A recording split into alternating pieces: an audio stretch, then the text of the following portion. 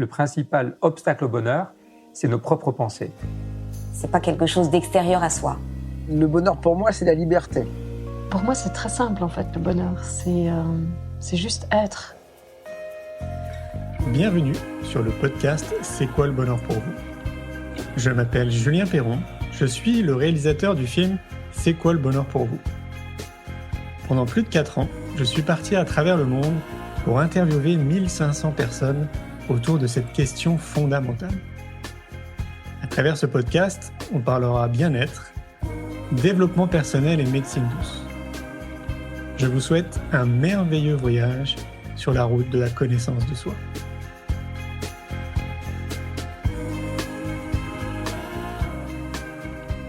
Aujourd'hui, j'ai le plaisir de recevoir Virginie Torrenti. Virginie se présente comme cela. Comme vous, je suis une âme en chemin, un pied dans le confort, un pied dans l'audace, à danser le tango des possibles entre peur et amour. Ingénieur en biologie de formation, j'ai passé 15 ans dans l'industrie des parfums à Grasse, puis en devenant maman, une quête de sens et un burn-out m'ont amené à regarder les chemins de traverse et m'ouvrir à d'autres horizons que le chemin qui semblait tout tracé. Socrate avait raison. Ce que je sais, c'est que je ne sais rien. Aujourd'hui, j'accompagne des ados à suivre la voie la plus authentique pour eux, grâce notamment à de nombreux outils, mais principalement à la philosophie Ikigai. Boussole intérieure, l'avoir dans sa poche n'empêchera pas la pluie et facilitera l'équilibre lors de la quête. Je vous souhaite une belle écoute. Bonsoir Virginie. Bonsoir Julien. Comment vas-tu depuis 5 minutes ?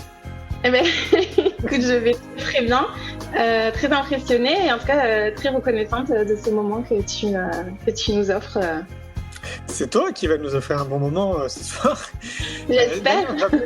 Je rappelle un peu le contexte pour ceux qui ne le savaient pas. En fait, toi, tu m'as interviewé aussi sur ton, j'allais dire podcast, mais c'est pas le terme, mais sur ton compte Instagram. Voilà. Exactement.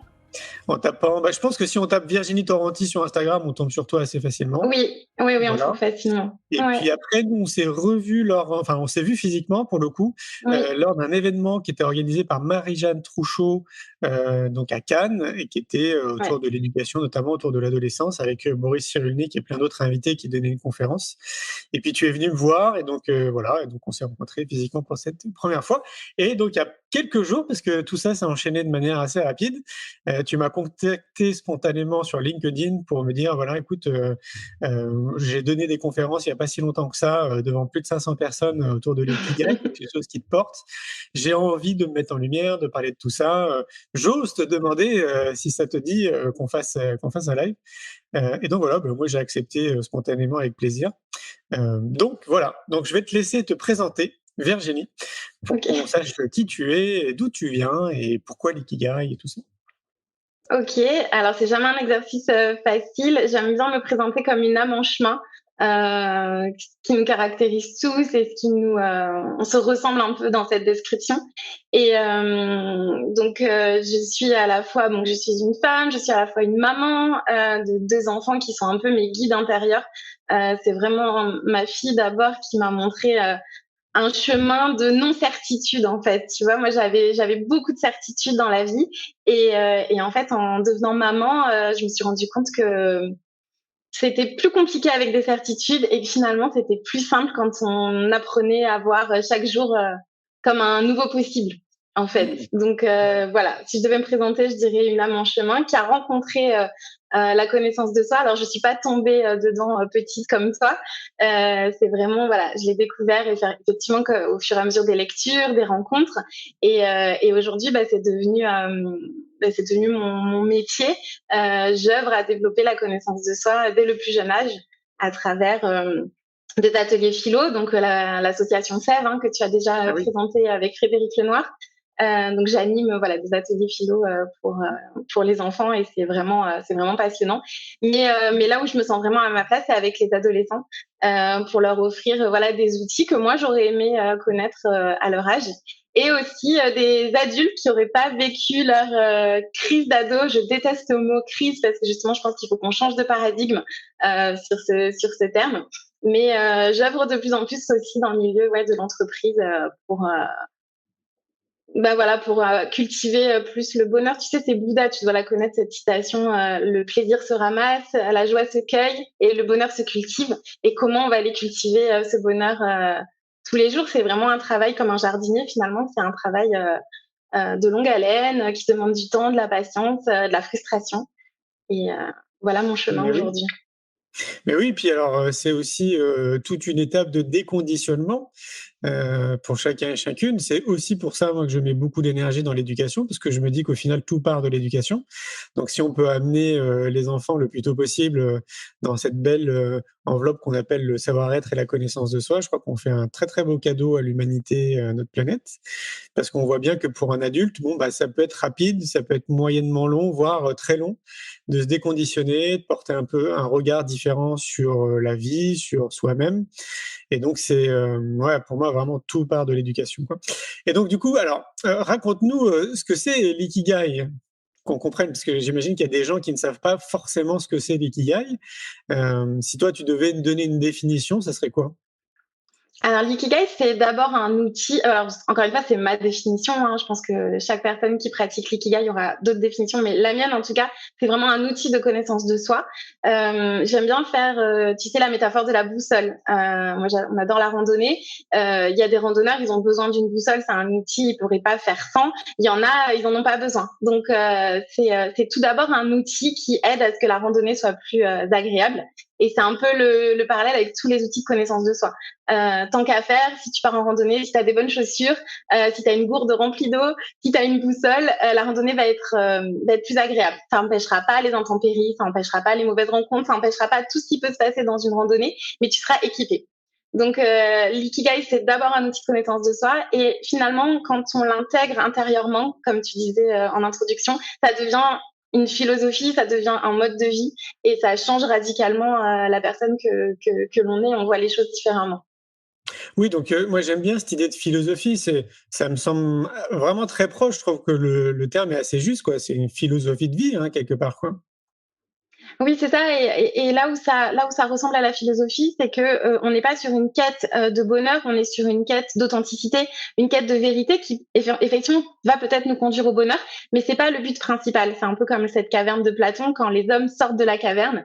Moi, j'ai une amie philosophe Alicia, qui m'a ouvert à ça. Et en fait, quand on sort de la caverne, on a mal. En fait, le soleil peut te brûler, ça peut faire très mal. La vérité peut faire mal. Déconstruire peut être douloureux, mais c'est un chemin nécessaire pour faire des choix plus éclairés, plus conscients, qui vont t'amener, mais ça sera la conséquence, qui vont t'amener vers plus de paix intérieure et plus de bonheur. Oui, bah, c'est un peu ce que tu disais au tout début, c'est que, j'ai du mal, moi, à imaginer qu'on puisse pas passer par des zones d'inconfort, de devoir sortir un peu de sa zone de confort justement pour se rappeler réellement qui on est, pour reprendre un petit peu les rênes de sa vie, tout en sachant que ça nécessite justement tout un déconditionnement. Donc, enfin, ça me paraît, assez illusoire en fait que ça soit, totalement lisse, tu vois? Très fleur bleue, un peu le monde des bisounours.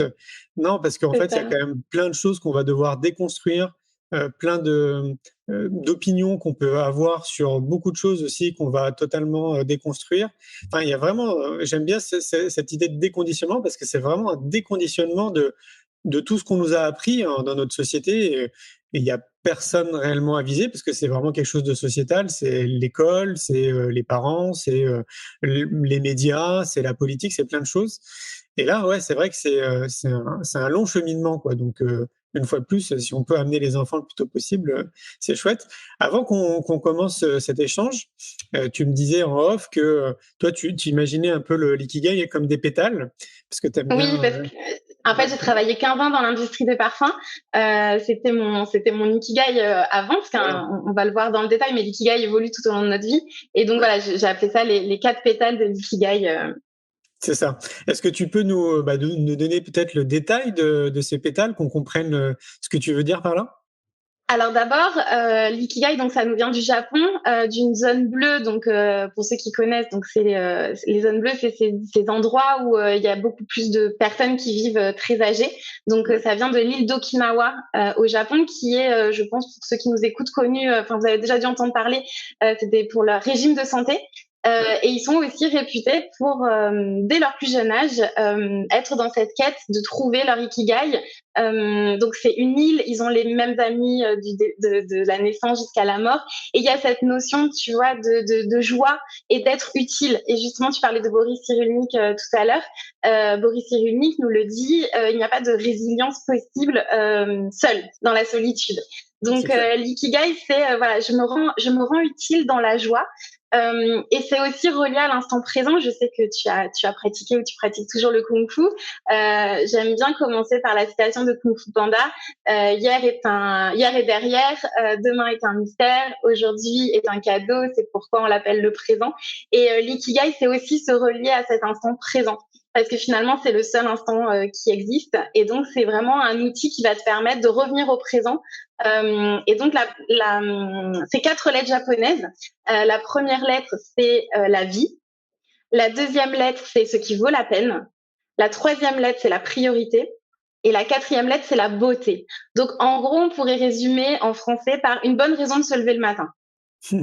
Okay. Et donc, c'est un peu la première question que j'aime poser. Est-ce que tu as une bonne raison de te lever le matin? Et vraiment d'aller, pas forcément de répondre sur le coup, mais d'aller voir un petit peu émotionnellement qu'est-ce que ça fait quand tu te poses cette question.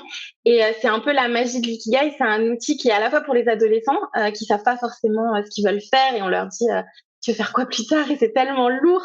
Voilà, j'invite vraiment à remplacer cette question par tu connais l'ikigai et je vais te montrer. Et aussi pour les adultes, pour retrouver un équilibre. On sait qu'on est dans une société où c'est compliqué. Il y a beaucoup de burn-out, il y a beaucoup de dépression. Moi-même, j'ai fait un burn-out et je suis persuadée, alors pas persuadée parce que ça, c'est des certitudes, mais j'ai le sentiment que l'ikigai, c'est une vraie réponse, un vrai antidote au burn-out. Parce que justement, on est dans cette notion d'équilibre. Ok. Est-ce que, oui, comme tu dis, je pense que c'est assez difficile quand même de généraliser. Moi, ce que j'aime bien, et en tout cas de ce que j'ai pu observer, et c'est génial, hein, parce que en 2003, moi, quand j'ai créé mon entreprise, on était très loin de toute cette effervescence qu'il y a vraiment dans le monde du bien-être. Et là, j'allais dire, maintenant, on a probablement peut-être 1000 activités différentes, donc 1000 angles, tu sais, 1000 visions, 1000 vérités un peu différentes, donc 1000 approches aussi différentes. Et donc, ce qui veut dire que potentiellement, il y en a un peu pour tout le monde. Donc, pour une personne, ça va être peut-être beaucoup plus proche l'ikigai parce que ça va vraiment lui parler pour X raisons. Et puis peut-être pour une autre personne, ça va être la sophrologie, par exemple, ou encore une autre approche. Et ça, je crois que c'est quand même aussi intéressant de le rappeler parce que souvent, je peux observer des personnes qui défendent un peu leur pratique, de manquer quelque part un manque d'ouverture d'esprit sur d'autres pratiques, parce qu'ils ne voient que par leur prisme. Ça peut être aussi l'énéagramme, ça peut être l'astrologie, ça peut être beaucoup de choses. C'est vraiment des grilles de lecture qui sont vraiment toutes et tous très intéressantes, mais c'est bien, moi je pense, de se rendre compte que tout converge quand même dans la direction. Et un peu comme dans le monde de l'éducation, Montessori, c'est pas bon pour tous les enfants. Freiner, etc., etc. Donc voilà, à chacun aussi de se positionner un peu comme un chercheur et d'aller chercher vraiment qu'est-ce qui lui correspond le mieux. Oui, c'est une exploration qui est presque sacrée parce que notre vie par essence est sacrée et c'est donc encore une fois il y a la randonnée, il y a aussi le bricoleur en fait. Il y en a ils préfèrent le tournevis, il y en a ils préfèrent. Je pense que l'ikigai ou l'énéagramme, enfin tout ce que tu as cité, ce sont des outils et ça doit rester des outils. Le philosophe c'est l'être humain, c'est lui en fait qui va décider de faire sa boîte à outils qui lui correspond le mieux pour être le mieux équipé face à la vie en fait. Et effectivement, il n'y a pas je suis totalement d'accord avec toi, il n'y a pas de vérité, il n'y a pas un outil qui est meilleur que l'autre. Ça n'a aucun sens de dire à un randonneur, ta boussole, elle est moins bien que la mienne. Enfin, ça n'a vraiment aucun sens. Mais par contre, c'est s'ouvrir à tous les outils parce que plus tu t'ouvres et plus tu vas découvrir le tien et tu vas partir dans, oui, j'aime bien le mot exploration sacrée. T'as parlé d'écriture d'un livre. Prenez un carnet, prenez un stylo ou prenez un appareil photo. Enfin, choisissez vraiment votre outil d'expression et allez explorez-vous intérieurement. Tout à fait. Donc, on y va pour les pétales. Vas-y, on t'écoute.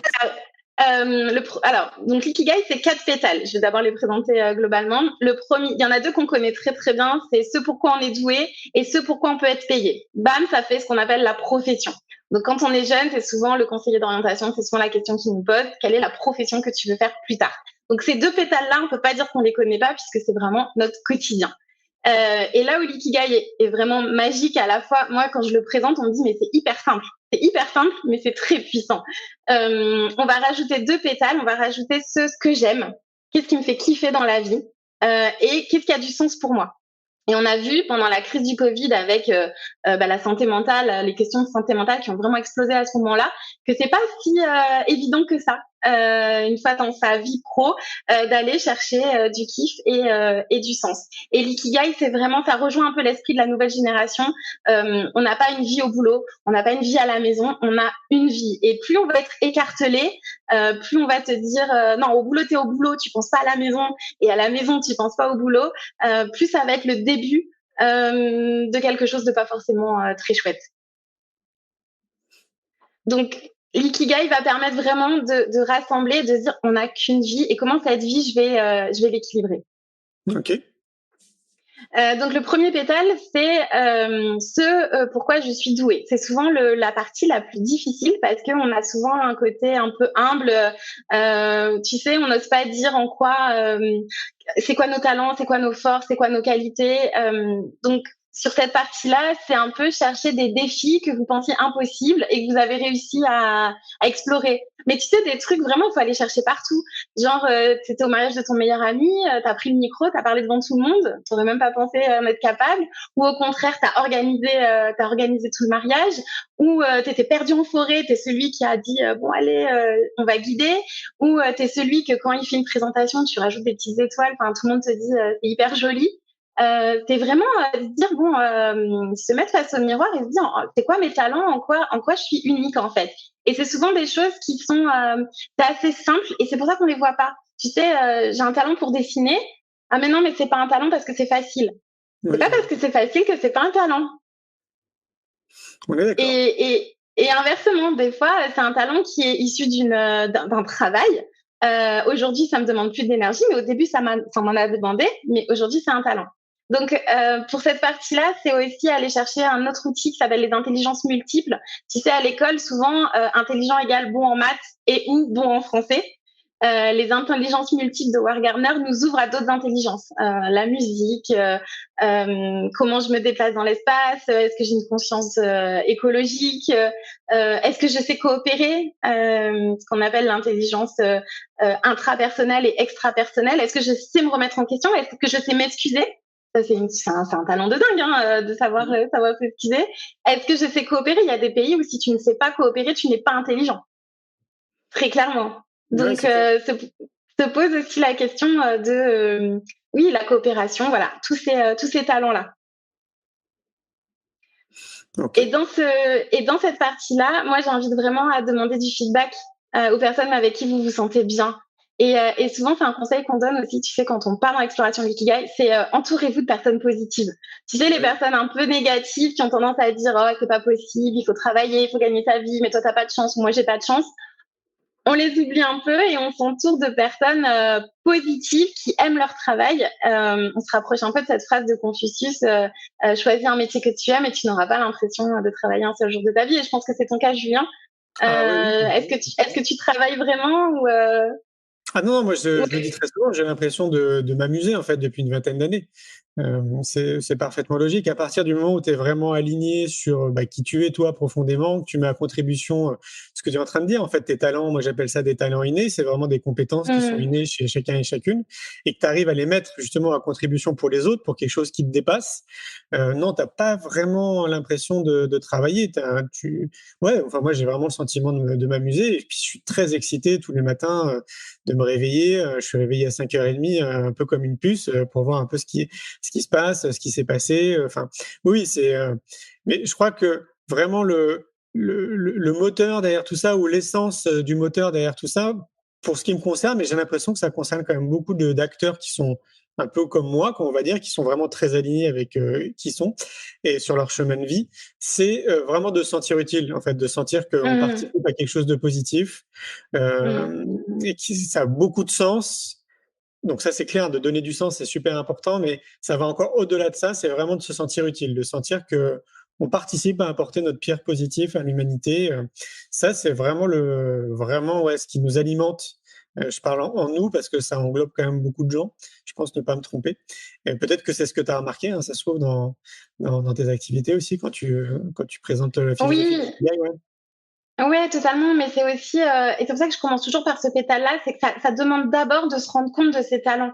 Ça demande quand même, dans un premier temps, d'avoir des retours. Faisons-nous ce cadeau, d'aller voir nos proches et de dire, ben moi, je te trouve unique parce que tu te rappelles, tu as fait ça, c'était incroyable. Et toi, qu'est-ce que tu en penses? Parce que c'est vrai qu'on a tendance à dire toujours ce qui va pas. Nos cerveaux sont un peu programmés pour ça. Et si on changeait de paradigme et vraiment cette partie-là, j'invite toujours à prendre le temps parce qu'on peut pas oser si on n'a pas d'abord reconnu son talent. Et ça, c'est hyper dur. Moi, j'aurais jamais osé te contacter, te dire, bon, allez, Julien, on fait un ikigai en direct et tout. Si d'abord, j'avais pas, petit pas par petit pas, reconnecté avec qui je suis et quels sont mes talents.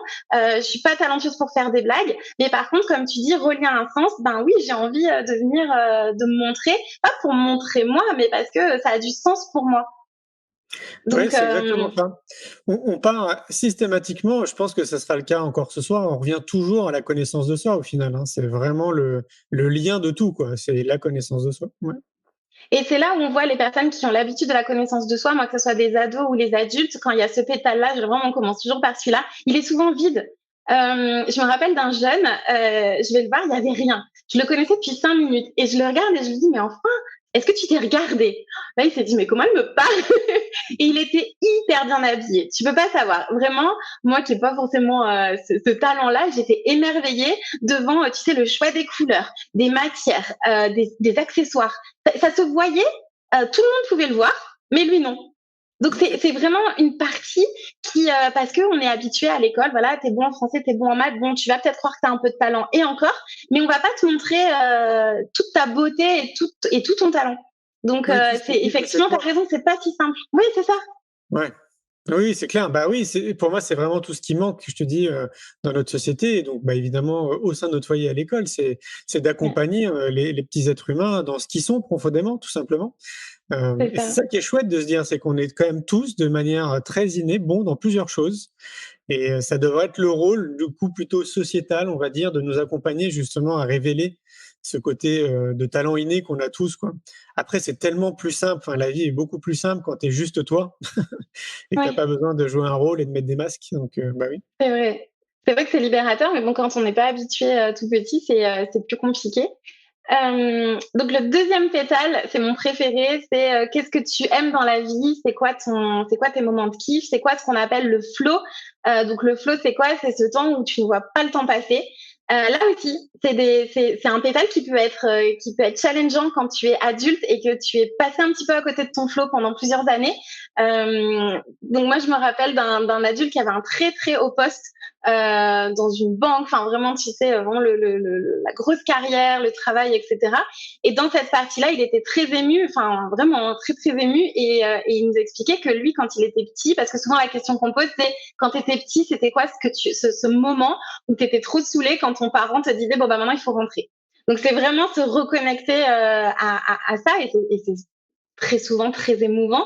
Et donc lui, il était très ému, il a dit bah moi j'adorais jardiner, mettre les mains dans la terre, et en fait ça fait 15 ans que je n'ai plus mis les mains dans la terre. J'ai un jardinier parce que j'ai une maison, voilà, mais moi je ne mets plus les mains dans la terre. Et donc c'est vrai que c'est souvent des moments, la question qu'on va poser, c'est quoi ces dernières situations où tu as ressenti un état de joie, de flow, et quand la réponse c'est ben tu vas chercher très très loin, ça peut piquer. Et c'est ok, mais il faut aller quand même s'interroger comment je vais aller remettre de la joie dans ma vie. Mais oui, puis alors du coup, c'est questionnant. Je rebondis là-dessus parce que ça a été aussi un de mes constats il y a de nombreuses années. C'était de me dire en fait qu'une grande majorité de la population, pour pas dire peut-être 80%, exerce une activité professionnelle qui est purement alimentaire. Et donc, pour moi, vu qu'on est plus de temps dans le monde de l'entreprise que chez nous, avec notre famille, nos amis ou notre compagne, la question se pose de est-ce qu'on ne devrait pas choisir un poste, un métier, ou se le créer tout simplement, qui avant tout participe à notre épanouissement personnel et qui va de plein biais justement dans le domaine de la connaissance de soi, plutôt plutôt que le côté financier. Alors là encore, il faut changer totalement son regard par rapport au monde du travail. Mais pour moi, c'est une vraie question très importante à laquelle il faut réfléchir précautionneusement parce que c'est une fois de plus un peu comme à l'école, c'est là où on passe le plus de temps. Donc moi, j'ai eu cette réflexion donc à 23 ans, enfin avant 23 ans, dans la vingtaine, avant de créer mon entreprise, je me suis posé plein de questions, donc notamment de déterminer mes besoins et notamment ça en fait, ce que je me disais à l'époque, t'imagines, à l'époque, hein, donc il y a plus de 20 ans en arrière, je me disais de toute façon, Julien, tu peux pas compter sur ta retraite, tu n'auras pas ta retraite. C'est sûr et certain. Il y a 20 ans en arrière. C'était vraiment ma réflexion. Et après, je me suis dit, c'est quoi mes besoins? Comment je peux nourrir mes besoins et nourrir tous mes réservoirs d'énergie? Juste, en fait, pour être heureux. Tu sais, c'est un peu répondre à la question, c'est quoi le bonheur pour toi, en fait? Et c'est ça, pour moi, la vraie question qu'on devrait se poser avant de rentrer dans une entreprise ou de se créer une entreprise. Voilà. C'est pour ça que cette question, elle se joue vraiment à deux niveaux. Où tu es un adolescent, tu as toute la vie devant toi. Et allons-y, en fait. Moi, dans cette partie-là, j'invite vraiment à rêver. On rêve pas assez. Donc, se reconnecter au rêve d'abord. On est toujours dans l'action, on est très fort dans l'action, on est très fort pour mettre notre tête en route. Mais d'abord, je rêve. Et je rêve, mais vraiment en mode, mais tout est possible. Ça, c'est vraiment quelque chose qu'il faut réapprendre. Réapprenons à rêver sans la tête qui va te dire, non, ça, c'est pas possible. Voilà, vraiment, juste je m'autorise à rêver et j'en ai rien à faire. Et donc pour les ados, bah oui, allons, comme tu dis, allons-y.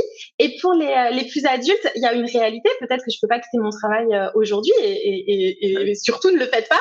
Mais comment vous allez remettre non, surtout comment vous allez remettre de la joie? Moi, j'adore cette partie-là parce que je vois, tu sais, le regard des gens qui ils s'illuminent en fait. Alors il y en a c'est déjà le cas, donc ils sont hyper heureux de se dire waouh bah super, je suis dans cet équilibre, c'est génial. Donc ils célèbrent aussi le fait d'avoir cultivé ce bonheur. Et pour les autres, c'est vraiment mais attends, mais j'adorais dessiner quand j'étais petit, mais là j'ai qu'une envie, c'est aller au magasin acheter des pinceaux, des feutres, ou alors mais j'adorais le badminton. Attends, c'est hyper facile le jeudi soir. Bon ok, j'ai des enfants tout ça, mais je vais m'organiser pour aller au badminton tous les jeudis soirs. C'est pas si compliqué. C'est pour ça qu'il faut vraiment le lire uniformément. Je suis à la recherche de mon ikigai. Bien sûr, faut viser la lune pour atterrir dans les étoiles. Je sais jamais, j'y arrive pas. Voilà, c'est ça. Et mais ça peut être aussi, mais je commence à planter des graines et comme je vais remettre du kiff, je vais faire des nouvelles rencontres, je vais changer ma vibration en fait. Je vais être beaucoup plus rayonnant, donc je vais attirer des personnes à moi qui ont dans cette même vibration et tout va changer. Tout à fait. C'est exactement ça. C'est vraiment quelque chose de multifactoriel. C'est pas comme s'il fallait juste s'attarder sur une chose. C'est vraiment la combinaison de plein de facteurs qui fait qu'à un moment donné, on peut considérer qu'on est peut-être un peu plus éclairé, plus créatif, plus intuitif, qu'on justement, comme tu le dis, on dégage aussi une énergie qui est différente. Donc forcément, on va attirer des gens aussi qui sont dans la même vibration que nous, dans les mêmes énergies. Et c'est vraiment l'accumulation de plein de petits facteurs que j'évoque d'ailleurs dans le livre C'est quoi le bonheur pour vous. Mais pour en arriver là, pour moi, il faut faire un premier pas. Donc il faut commencer par quelque chose. Et ça peut être l'ikigai, justement. Ça peut être de s'intéresser. Non, mais c'est vrai. Oui. C'est de s'intéresser vraiment à l'ikigai, tu vois. Ça peut pas accélérer, mais mettre en place ce premier pas qui te permet après de passer après autre chose, quoi. C'est ça, et surtout déjà de prendre conscience, de te dire voilà, je m'accorde 2 heures pour mon ikigai et finalement je prends conscience. Oh là là, j'ai pas de kiff dans ma vie en fait. Ces moments de flow, je les ai pas parce que ces derniers temps, je me suis complètement oubliée. J'ai passé trop de temps sur le travail, ou je suis une maman, j'ai pensé qu'à mes enfants, ou je suis jeune, j'ai trop écouté les profs et j'ai trop écouté mes parents et je me suis pas écoutée moi. Et donc c'est déjà je prends 2 heures pour moi et je fais une photo en fait de ma vie aujourd'hui, et si ça pique, c'est pas grave. Mais au moins, comme je grandis en conscience, bah forcément tout va être après, même si ça pique, je vais pouvoir après me mettre en action et comme tu dis très justement, faire ce fameux premier petit pas. Mais d'abord, je me ressens sur moi, qui je suis. Je me pose la question, est-ce que je vais bien? Mais oui, c'est ça. Est-ce que j'ai assez de moments de joie? Et j'aime bien cette idée, c'est de faire une pause parce que on est vraiment dans une société où on a l'impression que tout va très vite. Tu sais, c'est un peu métro boulot dodo, et ça peut très vite nous donner l'impression qu'on n'a pas le temps justement d'appuyer sur pause ou de faire un pas en arrière, ce qui veut dire exactement la même chose. Mais la réalité, c'est qu'on peut. et peu importe la couche sociale dans laquelle on se trouve, peu importe si on a une famille nombreuse, si on n'est pas en famille, si on est seul, si on est en couple, la vérité, c'est que chacun, à un moment donné dans sa vie, peut le faire. De toute façon, on peut reprendre les rênes de notre vie à n'importe quel moment de notre vie. Donc ça, il faut déjà le conscientiser quand même. C'est pas perdu, quoi, hein, pour tout le monde. Ah non. Mais voilà, j'aime bien l'idée de faire une pause ou de prendre faire un pas en arrière, juste voilà, pour se poser les bonnes questions que tu es en train d'évoquer. Et l'ikigai peut être une très belle porte d'entrée. Ouais.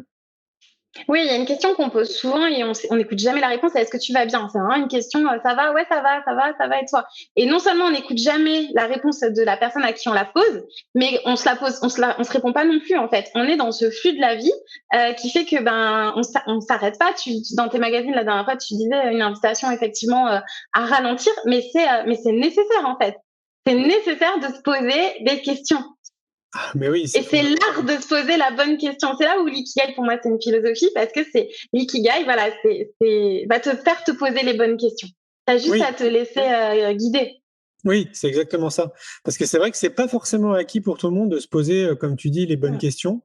On n'a pas tous ce recul, tu sais, quelque part un peu philosophique sur des questions existentielles. Et donc, ouais, tout à fait.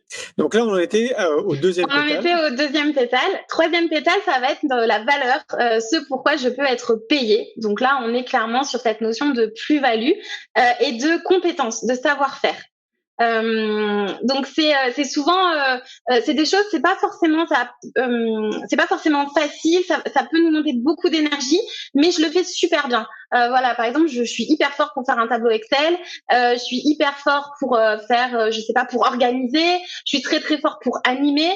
C'est pas forcément ce que je préfère faire, mais je sais que quand je le fais bien, et il y a cette notion de reconnaissance. Il y a beaucoup de burn-out qui prennent naissance aussi dans le fait que tu sais, tu vas dire mon prof ou bien mon employeur, mon manager ne reconnaît pas mon travail. Mais est-ce que toi, tu reconnais ton travail? Est-ce que toi-même, tu vois, tu relèves un peu les épaules et tu as conscientisé que tu étais vraiment, que ta plus-value, elle était là-dedans? Tu es ces personnes justement qui on peut compter sur toi, sur les timings, tu vois? Et si toi, t'as pas pris conscience de ça, comment veux-tu que l'autre reconnaisse? C'est évident. C'est dans l'invisible. C'est évident, mais tu sais, ça arrive quand même assez souvent. C'est un peu l'histoire du cordonnier qui est le plus mal chaussé, quoi. C'est ce que tu disais avec cet exemple de jeune homme qui était super bien habillé, hyper classe, qui se rend pas compte en fait qu'il est super bien fringué et qu'il a du goût. Ouais, ça c'est sûr. Et d'où l'entourage, comme tu le disais aussi. Et ça, je trouve que ça vient avec le temps parce qu'on a tous connu, j'ai plein d'exemples, mais on a tous connu, par exemple, un pote ou une pote qui nous contacte à chaque fois pour nous raconter ses malheurs, par exemple. Et que ça. Et donc, c'est tout un art quand même avec le temps de s'entourer justement de personnes qui vivent un peu comme nous, qui nous tirent vers le haut, qui ont un regard sur la vie qui est plutôt positif. Ça ne veut pas dire qu'on est dans le monde des bisounours, hein, je rassure tout le monde, mais juste de s'entourer de personnes qui sont comme nous dans les valeurs et dans notre perception de la vie. C'est sûr que c'est une belle aide quand même pour progresser et c'est tout un art. Et c'est vrai que ça vient quand même progressivement, quoi. Au début, ça pique un peu, comme tu le dis, parce que des fois, on est obligé de se séparer un peu tout doucement de personnes qui ne nous correspondent plus. C'est une réalité, on est tous passés par là. Parfois, c'est même des membres de notre famille, parfois, c'est peut-être même notre chérie. Mais c'est un passage qui est quasi obligatoire, quoi. Si on veut tendre vers la meilleure version de nous-mêmes, il y a un moment donné où notre entourage, il évolue, quoi. Ou alors on chemine ensemble. Il y a ce côté, voilà, il y en a un qui commence à prendre le chemin de la connaissance de soi, de l'éveil vers soi, et puis finalement il va commencer à rayonner. Et l'autre, voilà, ça lui fait peur, mais en même temps il y a cet amour. Est-ce que je fais un pas? Est-ce que je vais vers la peur? Est-ce que je vais vers l'amour? Et puis finalement, si je choisis l'amour, je vais moi aussi en fait. C'est tout un système en fait. Moi, c'est mes enfants, ils sont nés, ils rayonnaient, et finalement ils ont rayonné. Tout autour, nous en tant que parents, les grands-parents, les amis. Donc oui, des fois c'est un mal nécessaire. Il vaut mieux se séparer, que ce soit les amis ou quoi. Mais des fois on peut aussi se dire j'ai une vraie puissance en fait de rayonnement. Je suis d'accord. Ça en vient aussi quand même à chaque fois à la responsabilité de chacun. C'est-à-dire que si tu as une personne en face de toi qui soit qui ne le comprend pas, soit qui n'est pas prête de manière consciente ou inconsciente, fatalement, ça sera une issue un peu sans issue, justement. Ouais. Donc ça dépend quand même de chacun et chacune. Ça dépend de à quel moment tout ça se passe en fait dans notre cheminement tous personnel, quoi. Parce que ça, c'est assez difficile, je trouve, de le généraliser, parce que si on est 8 milliards, on a 8 milliards de chemins différents. Et donc, c'est au moment où ça se produit, on réagit du mieux qu'on peut, quoi, en gros. Oui, et puis des fois, on se sépare pour mieux se retrouver, après. Donc, juste pour préciser la différence entre le talent et la valeur, le talent, il y a quand même cette notion de ça te monte en énergie, tu vois. Je suis talentueux pour dessiner. Quand je dessine, je sens qu'entre avant dessiner et après dessiner, je suis montée en énergie. Là où la compétence, elle peut te demander de l'énergie. Par exemple, je sais pas, moi j'ai une plus-value, il y a cette notion de troc. Qu'est-ce que je pourrais te troquer? Par exemple, je sais pas, tu fais des cours de guitare, moi, qu'est-ce que je peux faire? Je peux te donner des cours de maths. Pour moi, très clairement, j'ai cette compétence, je peux te donner des cours de maths. Est-ce que je vais kiffer? Franchement, non. Est-ce que j'ai un talent pour ça? Non, ça me demande de l'énergie. Donc, c'est vraiment, là, on est vraiment sur une notion de valeur. Le talent, ça va être plus, tu vois, cette personne, par exemple, si on prend le cadre du travail, on sait que quand elle est là, ça va faire du bien à tout le monde. C'est ce que tu disais tout à l'heure, cette capacité à écouter. Et j'invite aussi à utiliser des verbes. Tu l'as dit sans le dire. Les verbes vont ouvrir là où les mots vont fermer. Créatif, tu vois, ça ferme. Je crée. Les verbes ouvrent énormément. Je sais écouter. Je pourrais être psychologue, je pourrais être enseignant, je pourrais être éducateur. Enfin, il y a plein de métiers. Alors que si tu dis psychologue, t'as vachement réduit le champ des possibles. Oui. Donc, mettons des verbes. Mettons des verbes dans cette exploration. C'est hyper important.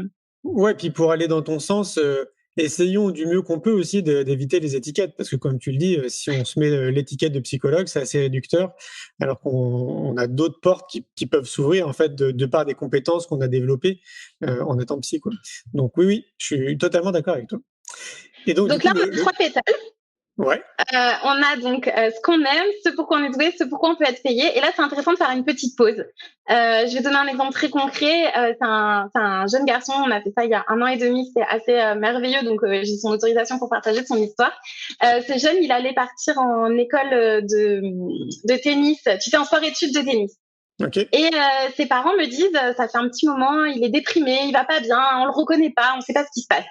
Et donc, on fait l'ikigai. Et là, je précise que l'ikigai demande à être authentique. L'ikigai demande vraiment de ne pas tricher. Et c'est ce qu'il a fait, ce jeune homme. Et donc, il met jouer au tennis dans ce pourquoi je suis douée. Il met jouer au tennis dans ce pourquoi il peut être payé, puisqu'il était vraiment promis à une belle carrière. Mais il le met pas dans ce que j'aime. Donc là, en tant qu'accompagnante, il y a une alerte. Et même lui, il l'a senti. Il me montre... Et je lui pose la question, qu'est-ce qui fait que jouer au tennis ne se retrouve pas dans ce que tu aimes? Et en fait, il m'explique que il aime pas la compétition. Il aime pas le côté, tu sais, les horaires, faire du tennis jusqu'à tard le soir, le fait d'en faire son métier. Ça a fait que il était passé à côté du plaisir à la base de jouer au tennis. Okay. Tu vois, et ça a été un truc incroyable parce que là, encore une fois, le système, il a fallu travailler avec les parents et il est pas allé en sport-études tennis. Et tu vois, ça me fait des frissons à chaque fois que je raconte cette histoire parce que c'est la magie de l'ikigai. Mais parce qu'il a été authentique. Et aujourd'hui, s'il devait refaire son ikigai, il me l'a dit d'ailleurs il y a pas longtemps, dans ce que j'aime, évidemment, il y a le tennis. Oui, forcément. Et donc, il a pris une orientation complètement différente. Et si il n'avait pas pris ce ton, comme tu insistais tout à l'heure, il serait peut-être passé à côté. Enfin, il l'aurait fait plus tard. C'est pas grave, encore une fois. Mais il a gagné du temps. Oui, c'est ça. C'est exactement ça. Je pense qu'il a vraiment gagné du temps. Et j'ai le sentiment que la vie est quand même suffisamment bien faite pour que de toute façon, à un moment donné, ça te ramène systématiquement sur ton chemin. Ou en tout cas, il y a des indices comme ça sur ton parcours, si on peut appeler ça des signes ou des synchronicités, à qui c'est les écouter, les observer, bien évidemment. Mais oui, c'est comme si... Bon, alors c'est peut-être une façon un peu métaphorique et imagée mais c'est comme si on avait chacun une mission de vie en fait quelque part, qui était vraiment très claire et très définie. Et c'est tout à chacun, mais une fois de plus pour moi c'est un rôle sociétal, d'essayer de nous amener le plus tôt possible sur notre chemin de vie Voilà, parce que c'est quel cadeau on ferait pour la planète, quoi, si on était tous alignés et qu'on mettait tous à contribution nos talents, nos compétences, qu'on est pour le collectif, quoi, tu vois, pour l'humanité. Waouh. Moi, je rêve de ça. En tout cas, c'est possible parce que je le vois à travers mes activités. Donc, continuons à être des jardiniers en puissance, à être des petits colibris, à s'aimer des graines, parce que ça marche. C'est ça. Ouais, ouais. Et encore une fois, si on se perd, c'est pas grave. On apprend aussi en se perdant. Donc, c'est aussi accueillir, comme tu dis, la vie, son impermanence. Enfin, voilà, c'est vraiment, c'est un chemin et il faut accueillir le soleil comme la pluie Tout à fait. et la balade n'en sera que plus belle. Donc voilà, ça c'était les 3 parties. Dernier pétale, c'est exactement, ça fait la transition parfaite. Et ce dont tu parles, c'est le sens, ce dont le monde a besoin. Donc là, il y a 2 questions à se poser. C'est comment effectivement j'ai envie de faire ma part de colibri en essayant effectivement, si possible, que ça devienne un ikigai, mais pas forcément. Donc c'est se poser la question, si je devais œuvrer pour une association, par exemple, ça serait vers laquelle j'aimerais aller. Est-ce que je suis plus tournée La question, c'est, il y a 2 émotions, c'est qu'est-ce qui me met en colère. Qu'est-ce qui fait quand je regarde les infos et ne regardez pas les infos, mais qu'est-ce qui fait que voilà, ça me il y a l'injustice qui vient et l'émotion, puisque c'est traduit, ça veut dire mouvement, ça va me mettre en mouvement. Donc allez se poser la question, voilà, toi par exemple, si je te dis qu'est-ce qui te met en colère et qu'est-ce qui fait que tu as envie d'œuvrer? Ah, c'est une bonne question. Alors moi, il y a pas vraiment beaucoup de choses qui me mettent en colère parce que j'ai réussi au fil du temps à libérer cette énergie, parce que je trouve que c'est de l'énergie en fait, la colère, et donc je préfère canaliser ça de manière différente. Donc je ressens pas de la colère. Ça peut m'arriver encore un certain nombre de fois de ressentir une forme d'injustice, mais ça c'est assez anecdotique quand même. Vraiment, ça arrive pas souvent. Mais par contre, quand je ressentais ça, donc l'injustice et un peu de colère, c'était vraiment toute une époque de ma vie où j'avais encore la télévision chez moi. J'ai plus de télévision là depuis une bonne vingtaine d'années, hein, je pense, 25 ans. Et donc c'était l'époque où j'avais encore une télé. Tu sais, cette fameuse télé que quand tu es seul chez toi, que tu allumes parce que ça fait une petite présence sonore en fait chez toi. Ça fait comme de la vie. Et progressivement, il y a un jour où j'ai conscientisé ça et je me suis aperçu que tout ce que j'entendais, donc sans la regarder, puisqu'elle était juste allumée et moi je faisais d'autres choses, finalement, ça s'infiltrait en moi. Tu sais, ça, en fait, des pensées qui n'étaient pas forcément les miennes, mais qui étaient traduites par les séries qui étaient à ce moment-là à la télé, les informations peut-être qui passaient, enfin, tout ce côté anxiogène qui a toujours existé dans le monde médiatique. Moi, j'ai pris cette conscience-là, donc il y a plus de 25 ans, et donc quand j'ai fait ce virage-là, je me rappelle bien avoir eu le sentiment d'avoir jeté une espèce de grand boulet, tu sais, derrière moi, de gagner vraiment une espèce de légèreté dans mes pensées. Enfin, c'était vraiment assez incroyable et bénéfique de ressentir ça. Et je le disais à tout le monde autour de moi, à tous mes potes et tout, mais bon, je pense que j'étais assez précurseur à l'époque, donc les gens m'écoutaient pas trop.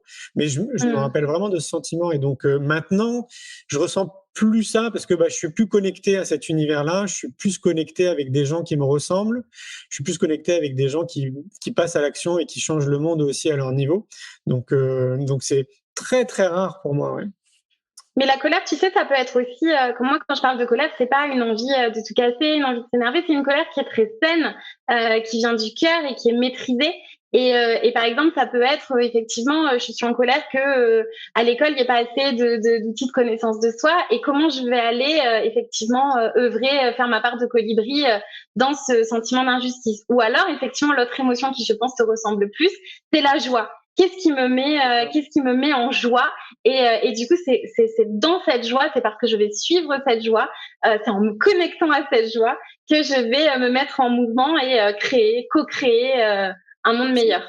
C'est exactement ça. C'est les 2 émotions. Ouais, c'est vraiment ça ce qui m'anime, et moi c'est plutôt dans ce sens-là que j'ai tendance à recommander. C'est à partir du moment où ça te met en joie et que ça te fait vibrer, c'est vraiment le bon signe justement pour avancer dans cette direction. Parce que sinon ça me paraît compliqué quand même d'exercer quelque chose, de faire quelque chose pour soi, pour le collectif, peu importe, s'il n'y a pas une notion de joie, de bien-être, de bonheur derrière. C'est pas impossible, mais ça aura pas du tout les mêmes effets, quoi. Il y a vraiment les deux. En tout cas, voilà, il faut s'autoriser à avoir les deux énergies. Des fois, tu vis des choses très dures dans ta vie, des pertes qui vont te ramener à ce sentiment d'injustice. Et ce sentiment d'injustice va faire que tu vas faire des grandes choses et que tu vas vraiment participer parce que tu vas créer une association. On le voit avec beaucoup d'associations. Il y a cette injustice au départ qui fait qu'on va créer quelque chose de différent qui va faire changer le monde. Tout à fait. Après, tout dépend de comment il garde cette énergie. Parce que, effectivement, ça peut être un catalyseur qui te pousse à passer à l'action. Après, dans l'idéal, ce qu'il ne faudrait pas, c'est préserver, tu sais, cette énergie d'injustice toute ta vie, même si tu œuvres dans le bon sens et que tu aides les gens, mais si tu gardes cette énergie en toi, c'est quand même pas top. Donc, Là, je te rejoins. Non, là, je te rejoins. C'est plus l'énergie de départ qui va te mettre en mouvement. Oui. Mais effectivement, on peut pas vivre avec une colère même maîtrisée sur du long terme, c'est évident. Là, c'est vraiment l'émotion de départ et se poser la question, voilà, qu'est-ce qui me met en joie, qu'est-ce qui me met en colère.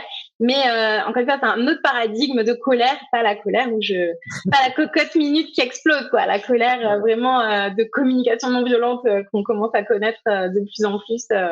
Yes. Et donc là, ça y est, tu as vraiment tes 4 pétales. Donc, ce qui est intéressant, c'est là aussi de prendre le temps d'écrire les verbes, de regarder, de s'interroger. Encore une fois, c'est vraiment une quête. Et comment je vais aller m'investir petit pas par petit pas dans chaque pétale de ma vie où je sens un déséquilibre, en fait. Et ça, c'est le cœur. C'est pour ça que moi, ma manière de pratiquer l'ikigai, là, je te la présente vraiment avec la tête. Mais en pratique, c'est vraiment avec les sens, c'est vraiment avec le cœur, les émotions. Qu'est-ce que je ressens, de la méditation aussi pour la partie qu'est-ce que j'aime, qu'est-ce qui me fait rêver. Allez, on y va, on ferme les yeux et puis on rentre dans cet état de pleine conscience. Je sais pas comment on peut l'appeler, mais en tout cas, on rentre à l'intérieur de nous et on ose y croire. Mais pour ça, il faut se rapprocher du corps. Ouais, oui, c'est clair, de se reconnecter au corps. Il y a un livre d'ailleurs très intéressant, Lise Bourbeau, Écoute ton corps, que j'ai trouvé passionnant à l'époque, qui est assez vieux maintenant, mais qui est toujours d'actualité, bien évidemment. Écoute ton corps est vraiment top. Et j'étais en train de me poser la question en t'écoutant est-ce que monsieur et madame tout le monde peut se lancer seul, tu vois, dans cette recherche d'ikigai, ou est-ce qu'on a la nécessité d'être entouré par une personne comme toi, par exemple? Non. Ou est-ce qu'on peut d'accord? Okay. Tu sais, c'est un peu comme une personne qui veut reprendre sa santé en main. Ça va être beaucoup plus simple si elle peut être accompagnée par un nutritionniste ou par quelqu'un qui va l'aider à faire du sport. Pour autant, bien évidemment qu'on peut reprendre sa santé en main tout seul, en achetant peut-être un livre de cuisine. Il y a plein de livres sur l'ikigai qui sont tous plus merveilleux les uns que les autres. Déjà, en ayant les 4 pétales, en s'entourant de bonnes personnes, on peut vraiment commencer ce chemin-là. C'est juste qu'être accompagné, ça va permettre d'aller plus vite, ou en tout cas, ça va permettre d'avoir tout de suite les bonnes questions.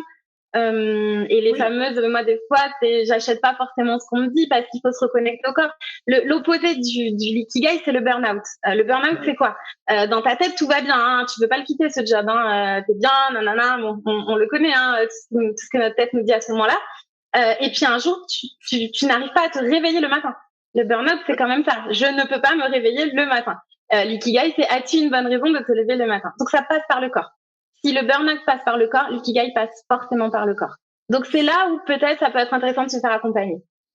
Oui, puis alors pour appuyer un peu ce que tu dis, c'est aussi l'une des rares démarches dans le monde du développement personnel, la connaissance de soi, qui allie aussi le corps. Parce que assez souvent, j'ai le sentiment que ça reste quand même beaucoup cérébral. Et donc là, le fait justement d'allier le corps et de se reconnecter à notre corps, parce que moi, j'ai vraiment le sentiment que, pareil, une grande partie de la population est totalement coupée de son corps. Et donc, voilà encore un autre atout, je trouve, de l'ikigai, c'est cette agilité, à être très attentif à notre corps et de se reconnecter si c'est nécessaire, quoi. C'est vraiment une approche tête, parce qu'effectivement, on met notre tête au service de l'ikigai, mais d'abord, c'est le cœur. Qu'est-ce que j'aime, c'est ton cœur, très clairement. Comment t'étais enfant, qu'est-ce qui te faisait vibrer, c'est le cœur. Et le corps, parce que c'est vraiment par le corps que ça se passe. C'est pour ça que, oui, être accompagné, ça sera évidemment plus simple pour avoir cette tri-approche. Parce que sinon, tu risques de le faire ou qu'avec le cœur, qui fait que demain, tu vas aller démissionner, tu vas aller voir ton chef et tu vas dire, écoutez-moi bien, mon cœur a parlé, c'est terminé, ce qui n'est pas forcément une bonne idée parce que là, tu as oublié la tête. Ou alors, tu vas le faire effectivement que par la tête et tu risques de passer à côté d'une transformation beaucoup plus belle et beaucoup plus puissante. Oui, alors là, pour moi, tu soulignes un point qui est fondamental et très important, c'est cette notion d'équilibre.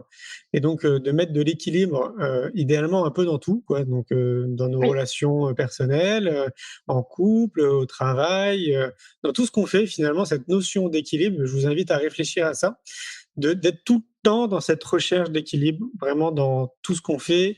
Et puis, ce qui me vient aussi à l'esprit, c'est du mieux qu'on peut aussi de se rappeler de la beauté, de mettre de la beauté et de l'amour dans tout ce qu'on fait dans notre quotidien. C'est des choses qui sont tellement simples qu'on les a oubliées et qui sont là en fait, sont totalement ancrées en nous.